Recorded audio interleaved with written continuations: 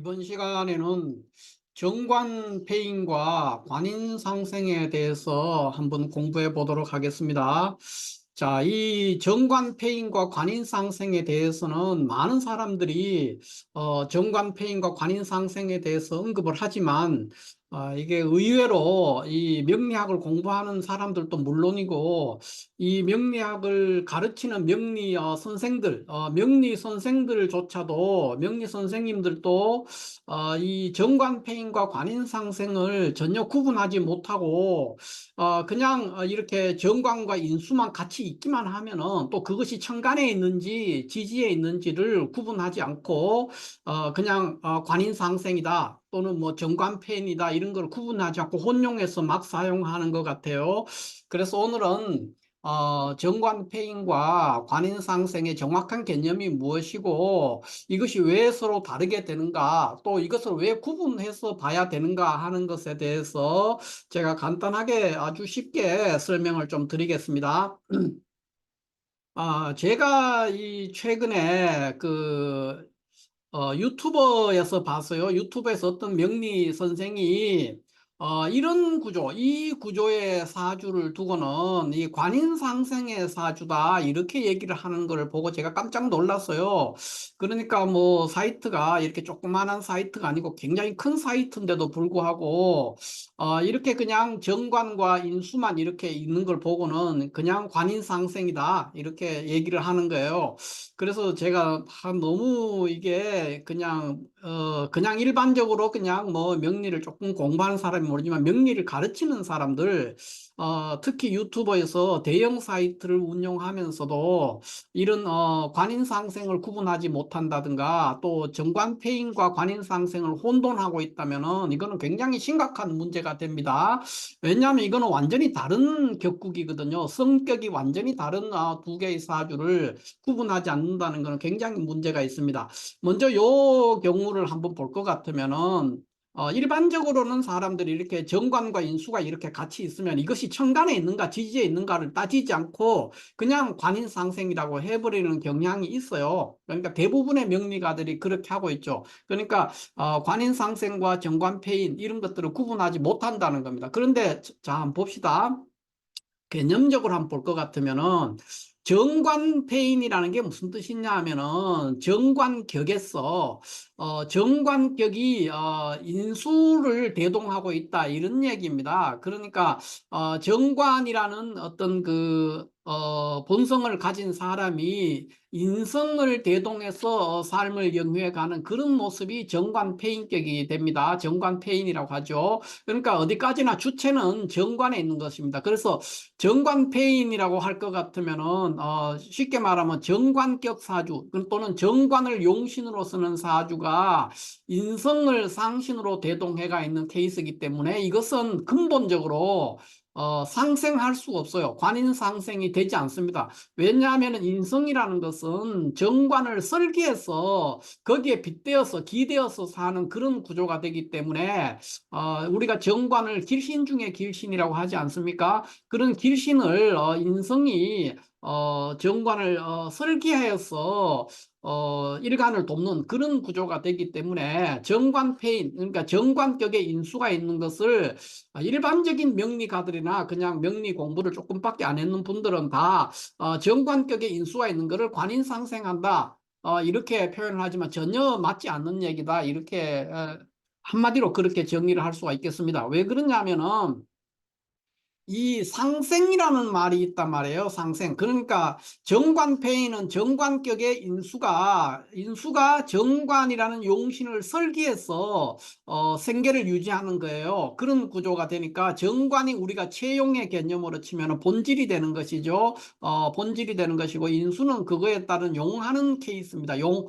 체와 용의 개념으로 그렇게 되는데 관인상생이라는 것이 무슨 의미냐 하면은 정관이 인수를 생한다는 겁니다. 그러니까 정관이 인수를 생각하는 거니까 이것은 근본적으로 인수가 정관의 도움으로 살아가는 것이죠. 그러니까 인성을 본성으로 하는, 그러니까 인수격에서 성립할 수 있는 거예요. 관인상생은 인수격에서 정관을 봤을 때 정관이 인수를 생각함으로써 그때를 우리가 관인상생이다 이렇게 말을 붙일 수가 있어요.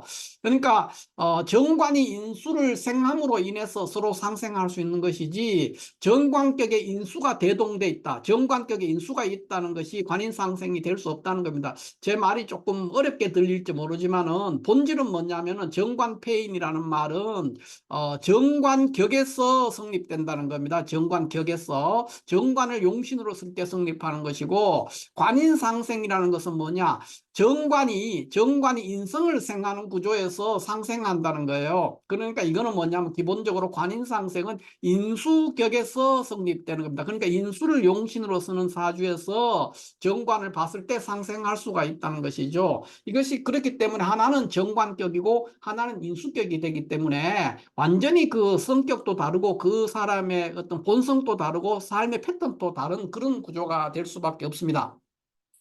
그래서 제가 이 최근에 유튜브에서 잠깐 이를 보니까 관인상생이라고 막 설명을 하면서 이 사주를 두고 관인상생이라고 하는 걸 보고, 이 명리 선생인데도 불구하고 정관패인과 관인상생을 구분하지 못하는 것을 보고 제가 깜짝 놀랐어요. 이건 무슨 말이냐면 이 사주는 어떤 구조의 사주입니까? 6월 간목이니까 정관격이죠. 정관격에 그냥 옆에 이렇게 인수가 편인이 있으니까 그냥 관인상생 이렇게 붙이는 건데, 이런 구조는 지지에 이렇게 정관과 인수가 있을지라도 이런 것은 관인상생이든 인수용관이든 아무것도 아닙니다. 이것은 이런 것은 성립될 수가 없어요. 그러니까 이런 구조가 천간에 있을 때는 관인상생이든 정관편이든 말을 붙일 수가 있지만은 지지에 있는 것들은 지지는 동할 수가 없어요. 그러니까 지지에 있는 것은 정하기 때문에, 정하다는 것은 움직이지 못하는 거예요. 그러니까 생극재화를 할 수 없는 구조이기 때문에 이거를 가지고 관인상생이든 정관폐인이든 어떤 말도 여기에는 성립되지 않습니다. 지지는 정한 상태로 고요히 가만히 기다리고 있어요. 언제까지? 천간에 임수라든가 신금이라든가 이런 것들이 왔을 때만 얘네들이 작동할 수가 있는 거예요. 그렇기 때문에 지지에서 이렇게 유금이 있고 해수가 있다고 해서 정관과 인수가 있다, 그래서 관인상생이다, 이런 말을 하는 것은 명리의 가장 기초적인, 그러니까 명리의 ABC도 모르는 사람들이 하는 소리죠. 그러니까 이건 굉장히 위험한 얘기입니다. 그래서 잘못된 거고요. 제가 이 사주를 잠깐 볼 것 같으면은 6월 간목의 정관격인데 지지에서 이렇게 사유합해서 이 정관, 그러니까 금국이 동해가 있어요. 금국이 동해서 정관격이죠. 정관격이 천간에 이렇게 겁재가 두 개 있고 기토가 있으니까 이것은, 이 사주는 우리가 굳이 얘기를 하면은 정관격이 재성, 일간도 강하지 않습니까?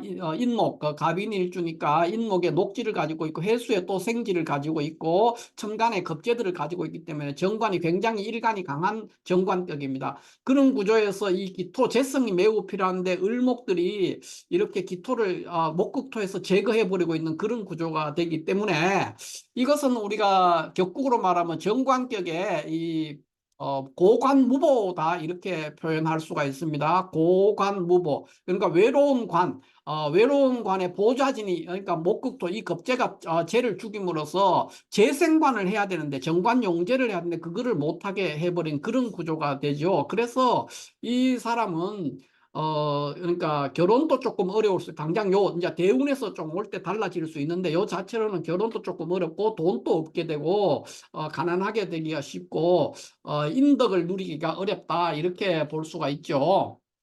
근데 이런 거를 이제 정관폐인 또는 관인상생이라고 그러면은 굉장히 좋은 직장에서 잘 먹고 잘 살아야 된다면 잘 나가야 되는데 절대로 그렇지가 않습니다. 그러니까 관인상생이 아니라는 거죠. 아니기 때문에 제가 이분이 누군지도 모르겠고 어떤 삶을 사는지는 모르지만, 제가 이 명리를 보고 이거를 해석할 때 이 사주는 결혼도 조금 어렵고요, 돈도 없고 좀 고단한 어떤 직장도, 그러니까 좀 변변치 않은 직장을 가지기가 쉽고 직장을 얻기도 쉽지가 않습니다. 또 직장에 다니더라도 그러니까 고위직으로 올라가기가 굉장히 쉽지 않은 구조가 됩니다. 그래서 이 구조는 이제 정관폐인이 아니고 이 사주를 우리가 설명을 하자면은 정관격의 기토라는 정관용제를 할 수가 있었는데 이 을목들이 목극토에서 기토를 제거해 버렸기 때문에 정관용제가 되지 않는 정관격의 고관무보로서 파격된 사주죠. 정관격의 파격 사주입니다. 고관무보. 왜 그러냐?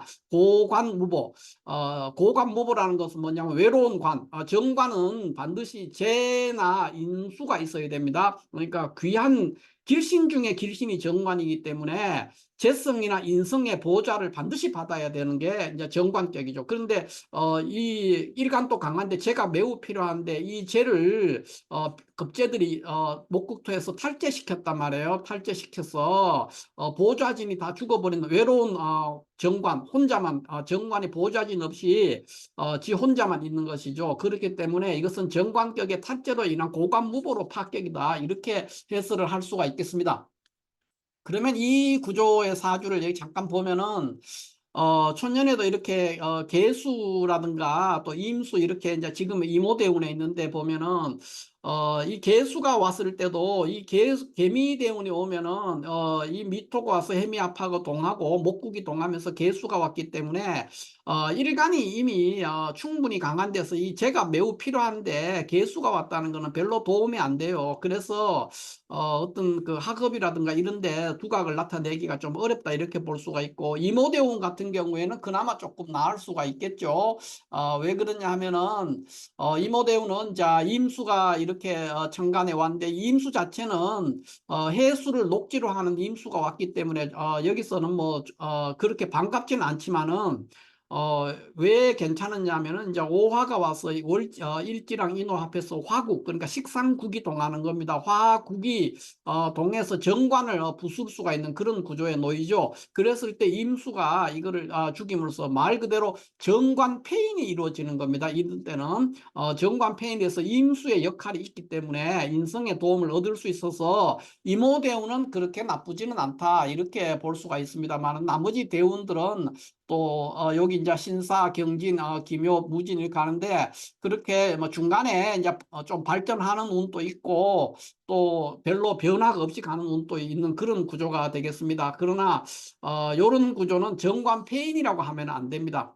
정관폐인이 아니고 그냥 정관격이 탈제 그러니까 목극토돼서 재성이 죽게 됨으로 인해서 고관무보된 사주다. 그래서 정관격의 고관무보로 완전한 파격은 아니죠. 고관무보라는 그러나 사실상 파격이다 이렇게 볼 수 있죠. 정관격의 사실상 파격 고관무보가 된다는 것은 격국이 아주 작아지는 겁니다. 그러니까 사주의 그릇이 아주 조그만해져 버리는 거예요. 그리고 운에서 보좌진이었기 때문에 언제든지 정관이 손상될 수가 있는 구조이기 때문에 아주 불리한 구조다 이렇게 볼 수가 있겠습니다. 어쨌든 이 사주는 관인상생은 결코 아닙니다. 관인상생이 되려면 정관이 인수를 생해야 되는데 절대로 성립될 수가 없는 구조죠. 그래서 이 정관폐인과 관인상생이 어떤 차이가 있는가 하는 것에 대해서 제가 간단하게 여기 한번 그림을 두 개를 가지고 설명을 한번 해드리겠는데 요런 케이스를 우리가 정관폐인이라 그래요. 5월의 경금인데 정관격이죠. 그런데 이제 정화가 이렇게 천간에 있어도 좋고 그냥 월지에 있어도 상관이 없습니다.